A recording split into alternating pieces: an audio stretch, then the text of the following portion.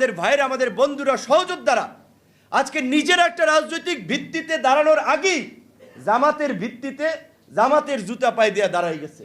কারণ জামাতের মধ্যে যখন এরা ঢুকে গেছে, এখন বলেন এদের দ্বারা মানুষ অল্টারনেটিভ কিছু রাজনীতি পাবে?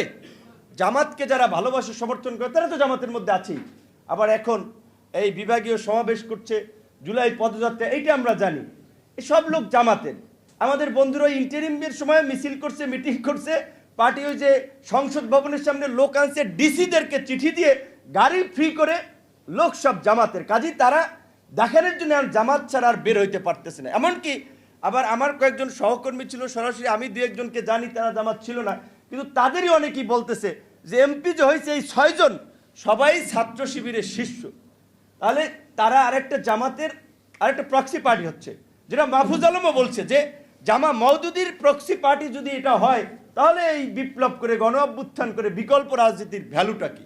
তো আমি আজকে আমাদের বন্ধুদেরকে বলবো, জামাতের সুরে তাদের কথা বলা উচিত নয়। তাদেরকে প্রধানমন্ত্রী তারেক রহমান যেভাবে তরুণদেরকে, আমরা তার সাথে কথা বলি আন্দোলন সংগ্রাম থেকে, তিনি রাষ্ট্র নিয়ে যেভাবে চিন্তা করছেন, দেশকে এগিয়ে নিতে চান, সেটা তার ব্যক্তিত্বে কর্মকাণ্ডী দেখা মেলে।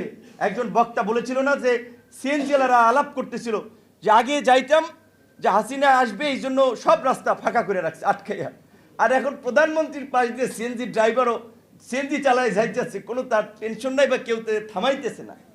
কিংবা এই গত কয়েক মাসে ব্যক্তি তারেক রহমান যেভাবে কাজ করছেন, এটা আমরা ভিতর থেকেও দেখছি, আপনারা বাইরে থেকেও, বৃষ্টির মধ্যেও বরিশাল, সিলেট, এইখানে ওইখানে বাসে করে চলে যাচ্ছেন।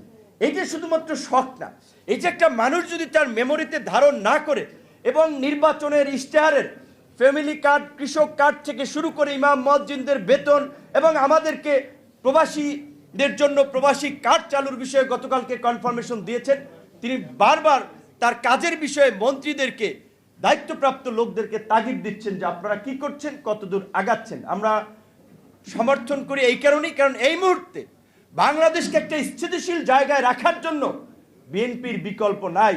কিন্তু আমি দেখতেছি আজকে আমাদের এই জামাতের বন্ধুরা তারা বলছে সরকারকে ব্যর্থ করে দিবে। ভাই, সরকারকে ব্যর্থ করে দিয়ে আপনাদের অস্তিত্ব টিকবে কিনা এটা আপনারা চিন্তা করতেছেন? আপনাদেরকে আজকে মনে করছেন বিভিন্ন অ্যাম্বাসেডররা জামাতের আমিরের অফিসে যাচ্ছে, 5ই আগস্টের পূর্বে আপনাদের সাথে কিন্তু প্রকাশ্যে কেউ মিটিংও করে নাই, মনে রাখেন। কাজী ওইটা ওই বানরের গল্পের মতো, এখন এই যে মাথার উপরে, ঘাড়ের উপরে উঠাইবে, আবার ধাপ করে একটা ফালাই দেবে। কি ফালাই দেবে? ওই যে বলেছিলাম, যেই বিদেশি গোষ্ঠী আন্দোলনের শেষ দিকে নিয়ন্ত্রণ নেওয়ার জন্য চেষ্টা করেছে জামাতের মাধ্যমে, এইখানে একটা উগ্রপন্থার উত্থান হচ্ছে, এটা দেখিয়ে সামনে একটা রাজনৈতিক সংকট তৈরি করতে চাবে।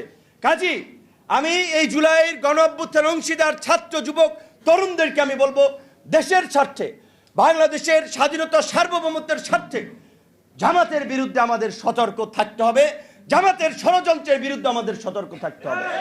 আজকে তারা সরকারকে ফেলে দিতে চায় বাইরে বক্তব্য দেয়, অথচ ভিতরে কিন্তু কাম অ্যান্ড কুল পজিটিভলি আলোচনা করে, বাইরে উল্টাপাল্টা বক্তব্য দিয়ে একটা বিভ্রান্ত করে মানুষকে একটু উত্তেজিত করছে। ফায়দা কি হচ্ছে?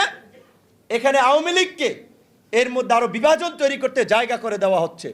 আওয়ামী লীগের মধ্যে আমরা পরিষ্কারভাবে বলেছি, আওয়ামী লীগ বাংলাদেশের ইতিহাসের একটা অতীত অধ্যায়, যার কোনো বর্তমান নাই, ভবিষ্যৎ নাই। মাননীয় স্বরাষ্ট্রমন্ত্রী আছেন, আমি আপনাকে এইটুকু অনুরোধ করবো, এটা আপনার ক্যাবিনেটের সদস্য নয়, গণ অধিকার পরিষদ রাজপথের আন্দোলনকারী হিসেবে আওয়ামী লীগের যে কোনো তৎপরতা বন্ধে আপনার মন্ত্রণালয়কে কঠোর পদক্ষেপ নিতে হবে।